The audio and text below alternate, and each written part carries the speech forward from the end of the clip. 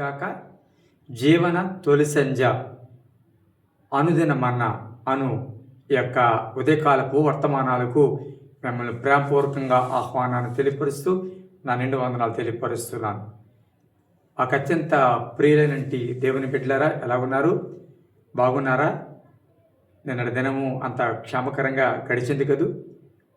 దేవుడు మనల్ని ప్రేమించి మరొక శ్రేష్టమైన దినాన్ని దేవుడు మనకు అనుగ్రహించున్నారు.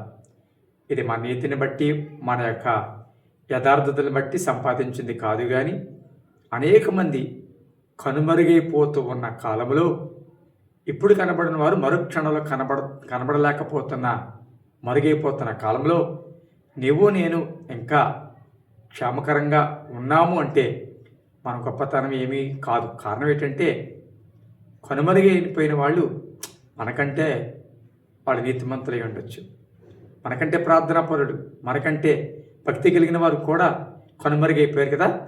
అయితే మనం ఇంకా సజీవులుగా ఉన్నామంటే ఇది మనకి ఇచ్చిన అవకాశం అని గుర్తెరిగి ప్రభువులు మన నమ్మకత్వాన్ని, మా యథార్థతను రుజువు చేసుకుని మన పట్ల దేవుడు కలిగిన ఆలోచనను, ఉద్దేశములను నెరవేర్చడానికి దేవుడు మనకిచ్చిన అవకాశం అని గుర్తెరగాలి. యువతకాలం ఒక మాటను జ్ఞాపకానికి తీసుకురావడానికి ఇష్టపడుతున్నాను. సమూయేలు మొదటి గ్రంథము 12వ అధ్యాయము 22వ వచనం. యెహోవా మిమ్మును తనకు జనముగా చేసుకున్నట్టుకు ఇష్టము కలిగి ఉన్నాడు. తన ఘనమైన నామము నిమిత్తము తన జనులను ఆయన విడనాడాడు. చూసారా, దేవుని యొక్క అద్భుతమైన ప్రణాళిక, ఆయన ఇష్టము ఈ మాటలో కనబడుతుంది. మనలను ఆయన జనముగా చేసుకోవడానికి ఆయన ఇష్టం కలిగి ఉన్నాడు. నేను ఒక మాట చెప్తాను, అసలు ఆయన ఎక్కడా, మనం ఎక్కడా? నీటి మీద పొడుగు లాంటి వారమని, గడ్డి పరక లాంటి వారమని, ధూళి వంటి వారు వాక్యం చెప్తుంది కదా. ఎంతలో కనబడి అంతలో మాయమైపోయి ఆవిరి వంటి వారు కదా. అలాంటిది మనలను ఆయన జనముగా చేసుకోవడానికి ఆయన ఇష్టపడుతున్నాడంట. మహోన్నతుడు, గొప్ప దేవుడు అల్పులైన మనల్ని ఆయన జనముగా చేసుకోవడానికి ఇష్టపడుతున్నాడంటే ఈ యొక్క అల్పమైన జీవితం మీద, లేకపోతే ఈ నీటి పొడుగు లాంటి వారి మీద ఎంత ప్రేమను ఆయన కనపరుస్తున్నాడు కదూ.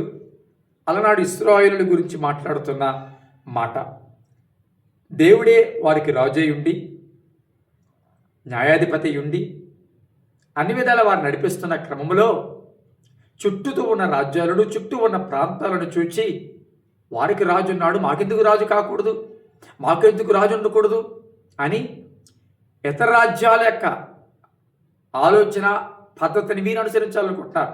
చాలాసార్లు ఇతరులను చూసి అనుసరించే మనసు, ఇతరులను చూసి కావాలనుకునే గుణం, అది దేవునికి ఇష్టమో కాదో అనవసరం, అది దేవుని చిత్తమో కాదో అనవసరం.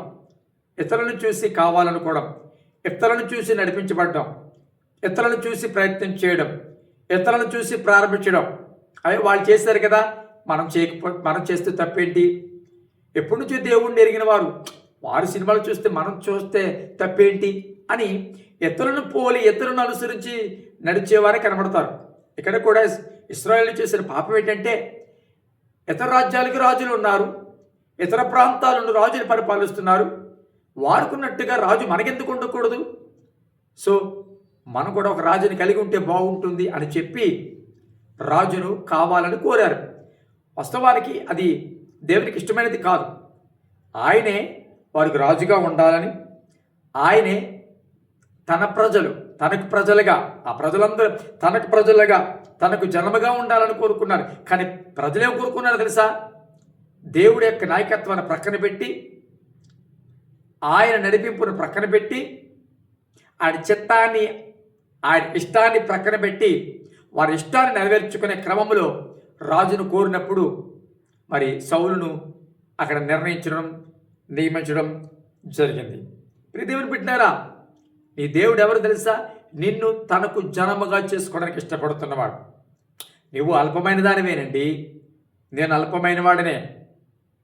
ఒక మాట చెప్తాను, నీకు నాకు వేరే ఆప్షన్ లేదేమో కానీ దేవుడికి చాలా ఆప్షన్లు ఉన్నాయి. నువ్వు కాకపోతే ఇంకొకడు, నువ్వు కాకపోతే ఇంకొక వ్యక్తి దేవుడు కనుగొనలేడా? ఖచ్చితంగా కనుగొనగలడు. కానీ నీకు నాకు దేవుడు తప్ప వేరే ఆప్షన్ లేదు. ఆయనే దిక్కు, ఆ దిక్కు తప్ప వేరే దిక్కు లేదని సంగతి అర్థం చేసుకో. అయినప్పటికీ దేవుడు నన్ను నిన్ను కోరుకుంటున్నాడంటే నిజంగా ఎంత కృప కదా. ఆయన నిజంగా అది మనకి గొప్ప అవకాశం కదా, అది గొప్ప నిజంగా భాగ్యం కదా. మనను ఆయన జన్మగా చేసుకోవాలని ఆయనకు ఇష్టపడుతూ ఉంటే ఇక్కడ ప్రజలు మరొక వ్యక్తిని వారికి రాజుగా చేసుకోవడానికి ఇష్టపడుతూ ఉన్నారు. ఆయన ఘనమైన నామము నిమిత్తము తన జనులను ఆయన విడనాడు. చూసారా, ఆయన నామం నిమిత్తము అంట, దాన్ని కనపరుచుకోవడం నిమిత్తము, దాన్ని కొనసాగించడం నిమిత్తము, దాన్ని మహిమపరచడం నిమిత్తము తన ప్రజలను ఆయన విడనాడడు అని వాక్యం చెప్తుంది. దేవుని బిడ్డలారా, తన నామమును గణపరచడంలో నీవెంత కీలక మరి ముఖ్యమైన వ్యక్తివో ఒకసారి ఆలోచించే. నీ ద్వారా ఆయన నామం గణపరచబడాలనుకుంటున్నాడు, నీ ద్వారా ఆయన నామం హెచ్చించబడాలనుకుంటున్నాడు. అందుకే నేను విడనాడట్లేదు. ఈ వర్తమానం వింటున్న ప్రియ బిడ్డలారా, దేవుడికి నువ్వు కావాలి, నిన్ను తనకు జనముగా చేసుకోవాలనుకుంటున్నాడు. మరి నీ అభిప్రాయం ఏంటి? నీవు ఆయన రాజుగా చేసుకోవాలనుకుంటున్నావా? ఆయనను నీకు దేవుడిగా చేసుకోవాలనుకుంటున్నావా? ఆయన చిత్తములో ఆయన వాక్యానుసారంగా నడవాలని ఇష్టము నీకేమైనా ఉందా? దేవుడు తన వాక్యం చేత తన యొక్క ఇష్టాన్ని వెల్లడిపరుస్తున్నారు. మరి వాక్యం విన్న తర్వాత నీ ఇష్టం ఏంటి? ఆయన ఆధ్వర్యంలో మాత్రమే బ్రతకాలి, ఆయన నామం గణపరచబడడంలో మాత్రమే నేను బ్రతకాలి అని కోరుకుంటున్నావా?